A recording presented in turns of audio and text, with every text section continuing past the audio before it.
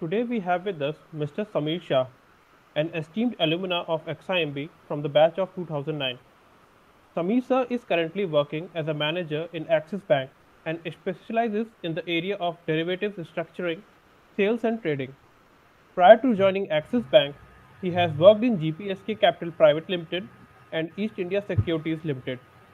He holds a rich experience in the area of trading in equity and currency using algorithmic setup along with volatility, options, and futures trading. We are glad to have you with us, sir. So, sir, should we proceed ahead with the question? Thank you, Thank you, Virpul. sir. Should we? I'll just make a small correction out here. Uh, I have not yet updated my LinkedIn professional page. So I was with Axis till last year, that is 2019, and from April 2009, yeah, from May 2019, I am now associated with ICICI Bank, and out there I am looking into the risk management team, which mainly is looking after the proprietary book which ICICI Bank runs. So I am part of the team which mainly looks into the VAR computation, the limit monitoring team. So in the essence, we are looking after the entire risk of the portfolio, which is proprietary in nature. My apologies for not updating the same in the LinkedIn page. Presently, I'm with ICICI Bank in this risk management division. Sure, sir. Sure. So, I will update that. Thank you for informing, sir. So, again, if you are fine, we can go ahead with the questionnaire, sir. Sure. Thank you, sir. So, sir, first of all, could you please throw some light on how your journey post XIMB has been up until now? See, it has been a roller coaster ride, mixed with lot of emotions. Primarily because the year when I graduated, during that point of time, this subprime crisis was at its almost at its peak in the US, and somewhere directly or indirectly, it had impacted India. As a result of which, certain section of our batch we struggled in getting a placement of our choice. So that was a kind of a roller coaster ride. Then luckily what happened, one of our alumni from 2007 batch, he was setting up some derivatives desk in my hometown Calcutta. I was in touch with him, and luckily got a chance to get on board with him. And I was with him for almost a period of 5.5 years, where we tried setting up this derivative desk, which primarily dealt in the Indian equity markets, Indian derivative markets, as well as the currency derivatives, which were just introduced by NSC in 2010. So a lot of groundwork was done in that, because everything had to be built up from the scratch. And I would like to extend my sincere thanks to Mr. Kunal Agarwal. He's the 2007 alumni of XIMB. He provided me with this opportunity, guided me in and out, and 5.5 years of very rich experience in terms of gaining knowledge about the derivatives market, how it operates, what are the other nuances, how do you actually take a trade in the market. Reading a John C. Hull, taking Bani Sir's class, all that thing gives you theoretical ground to understand the derivative markets. But when it comes to actual trading, taking position in the market, it's a different ball game altogether. So yeah, it was a huge learning curve for 5.5 years which I was there. in this company, East India Securities. Thereafter, I moved out, joined another company, GPSK. They were also in this particular same field of trading. Uh, and then I moved to Axis, where I was getting a much brighter role, wherein other than trading, I was getting exposure in the sales role, wherein we speak with the corporate clients, try to understand what are their exposure in the markets, mainly in the currency markets, and come up with some kind of a solution which would mitigate a risk in their books. And now I'm into risk myself. So in this 10 years, I would say I have seen uh, all the verticals or all the decision making pillars of these derivative markets, right from your trading to sales and now into risk management. So it has given me a very holistic perspective. Sure, sir. It looks like an exciting journey, definitely. Sir, moving on to your next question. Sir, you were one of the 330 participants shortlisted for Economic Times Young Leaders 2014 out of a pool of 8,000 participants.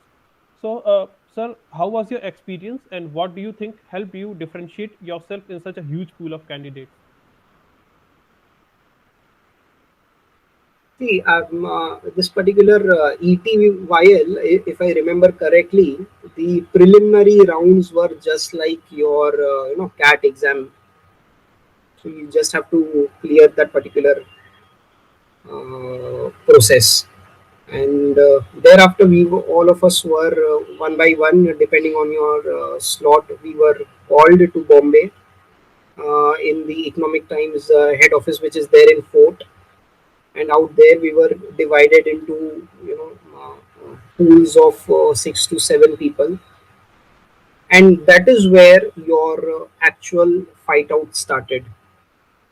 There were mock discussions, there were panel discussions, then there were case studies, real life case studies as to how does a budding manager take on a real life cases coming up, whether it is in the field of finance or marketing operations. They try to test you out in each and every area, whether you are a specialist in that or not, whether you have a minor or a major. All the thing was completely irrelevant, but they try to actually see whether going ahead, irrespective of what background you're coming from, does it really have it in you to take up a challenge and take your entire team ahead in the process. And I would also like to point out here that apart from me, there were 3 or 4 other alumni of our college who were selected, and they proceeded to the final round, which was the personal interview sessions with all your CEOs of that point of well respected companies during that point of time. But yeah, on a personal level, it really gave me an understanding what were my shortcomings, where as a manager or as a team leader I need to work and I need to focus on, so that going ahead, whether I am in that particular line of a professional or I am managing a business all by myself, what are the critical areas where one should always focus on. Thank you, sir. It was definitely a great accomplishment and an inspiring story for us.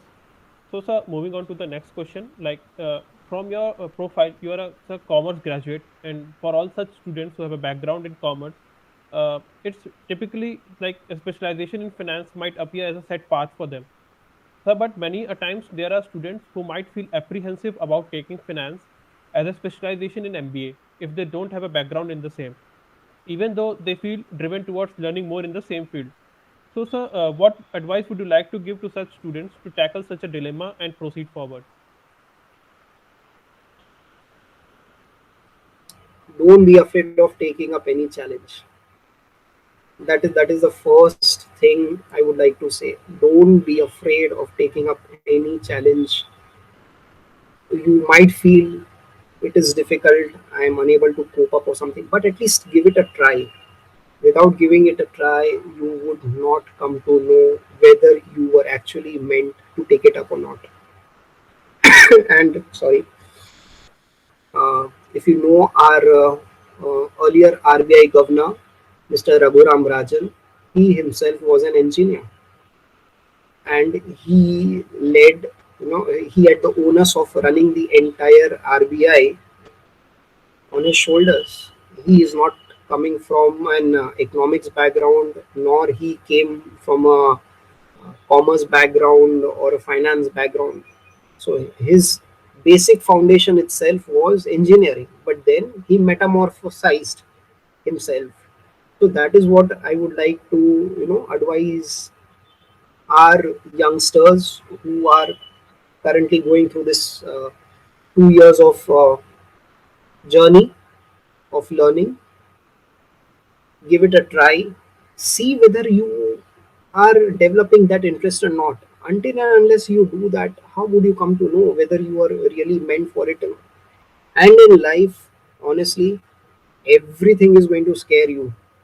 Whether you are an engineer or a commerce background or an HR guy, everything is going to come and scare you at one point of time, whether you are a specialist or not. That is what, in reality, I'm telling you, this 2 year curriculum is teaching you. Books, theoretical knowledge, everything is there. It has its own importance. But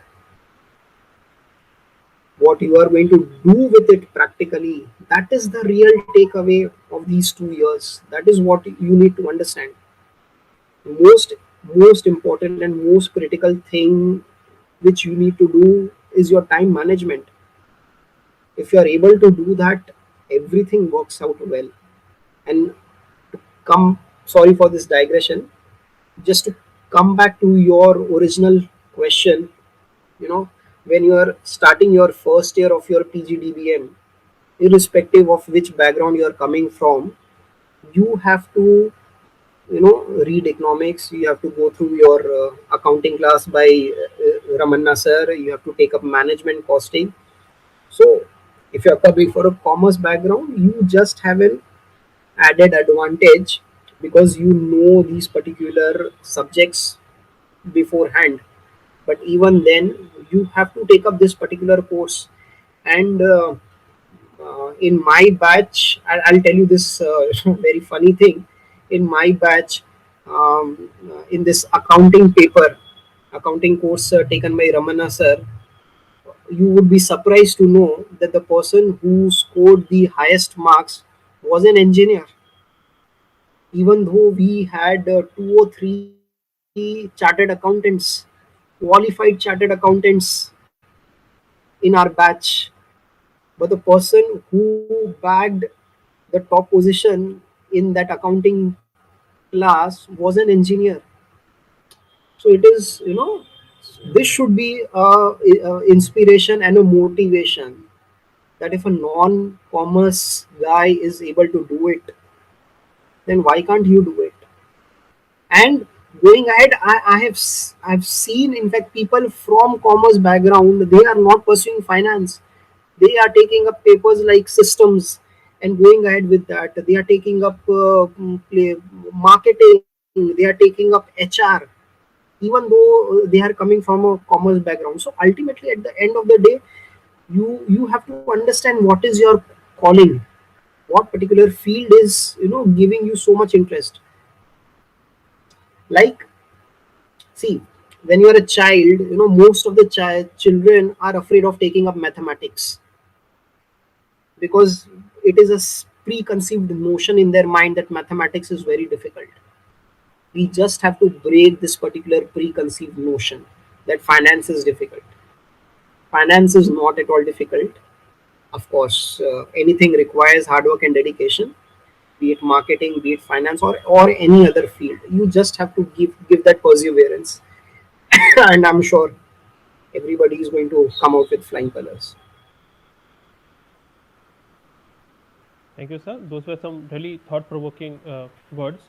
And again, related to the previous question, my next question is like, if you would some advice would you like to give to students who wish to explore a career path in finance domain and in investment banking and all such things?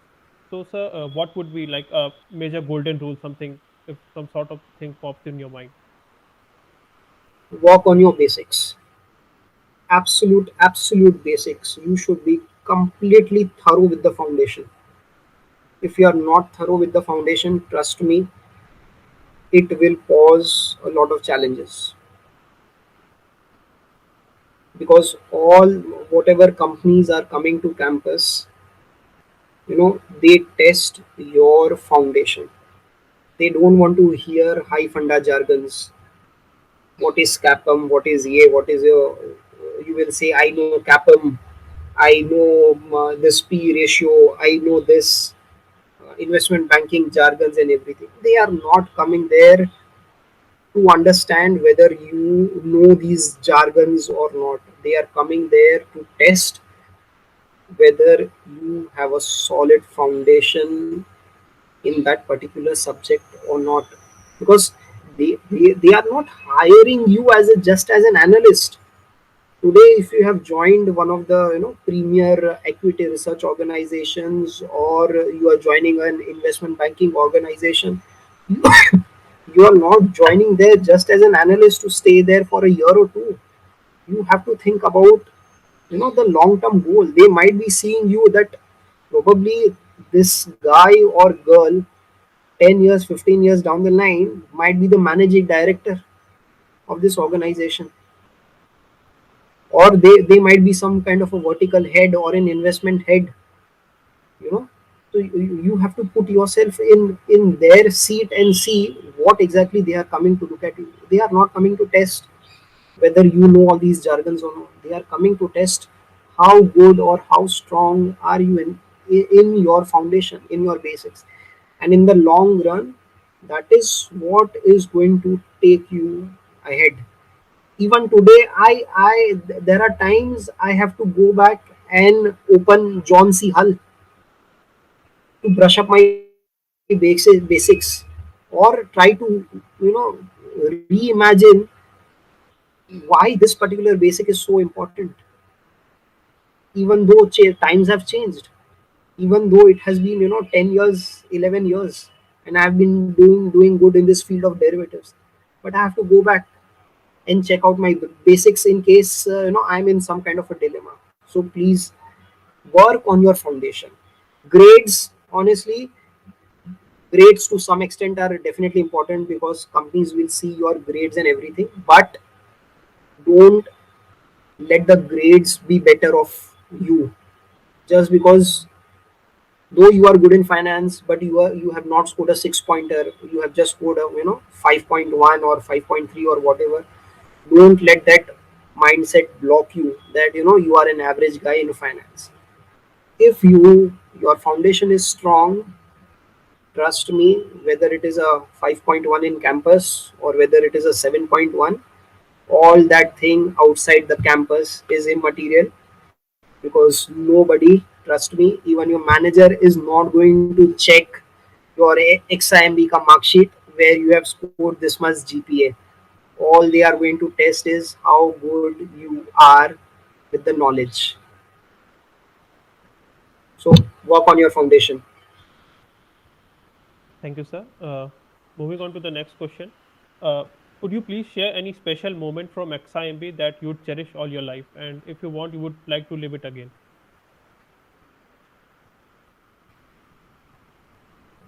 The entire 2 years, my friend, the entire 2 years. Then that has changed the entire paradigm, the dimension. I don't know. It's very difficult to put those 2 years in two sentences, but yes, those 2 years. And of course, The friends which I have made for lifetime. It's been 10 years. There are my batchmates who have settled, outside India. But even today, we are in constant touch with each other. So yes, of course, the entire 2 years, and special thanks to Ramanna sir, Bani sir, Ibha ma'am,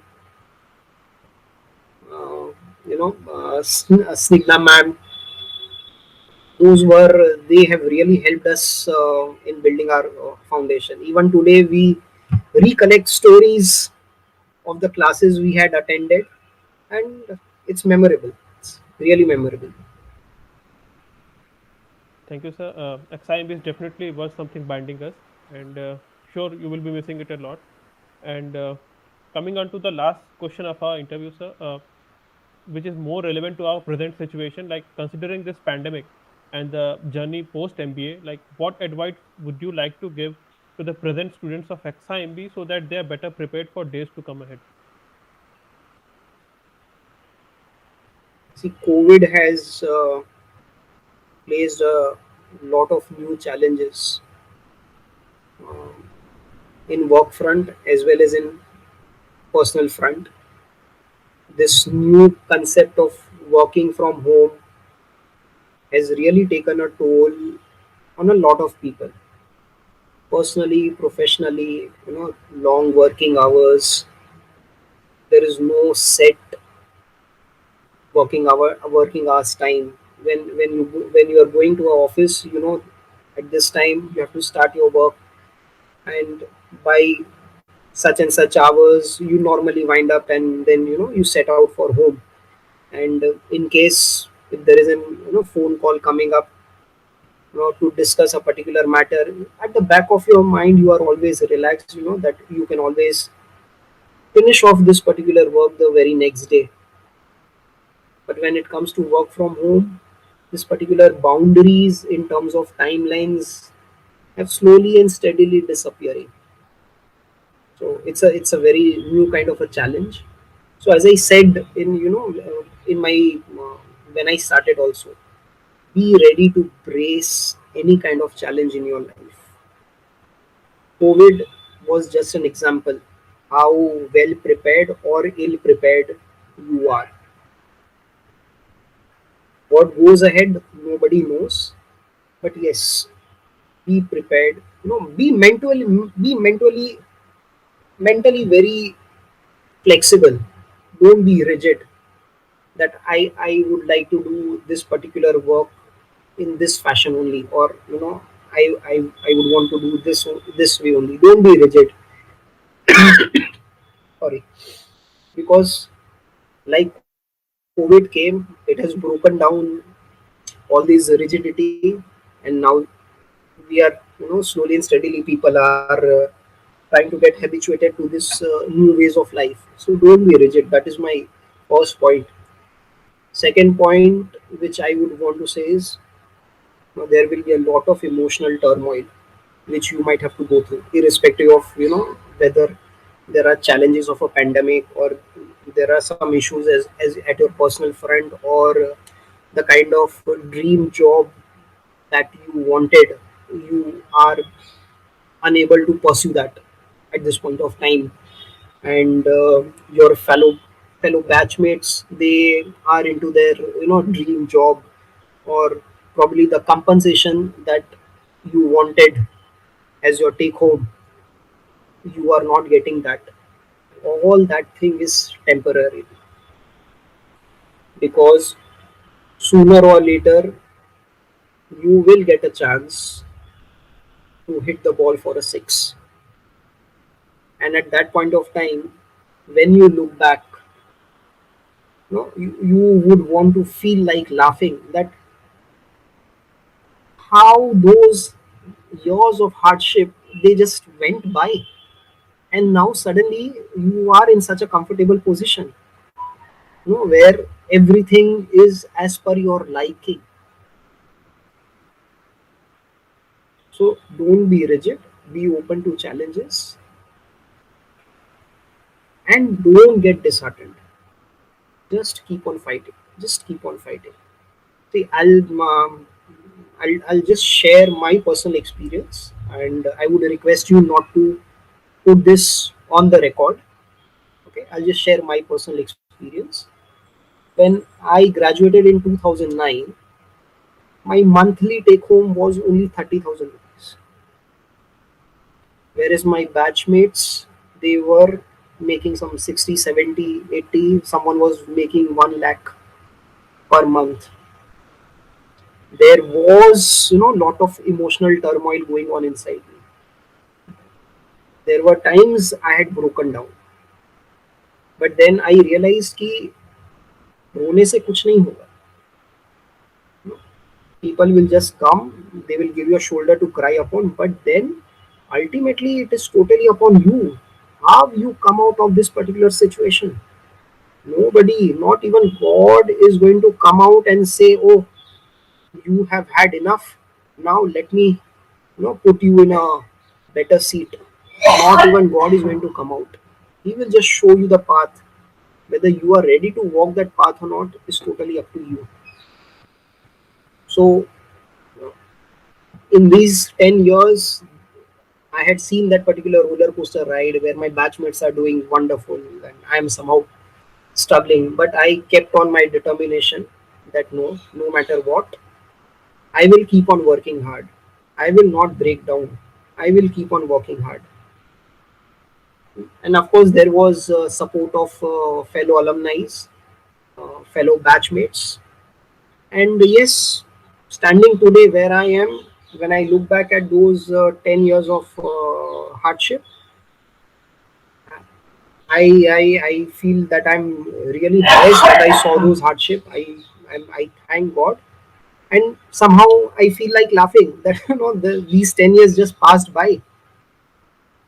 So that is what would be my advice. That don't give up on your dreams, no matter what. Fight, and success will come.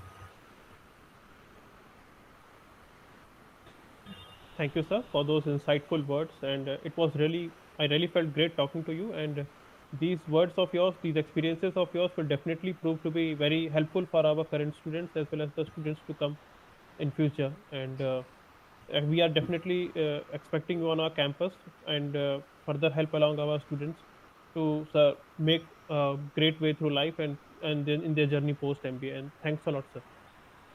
Thank you, Vipul.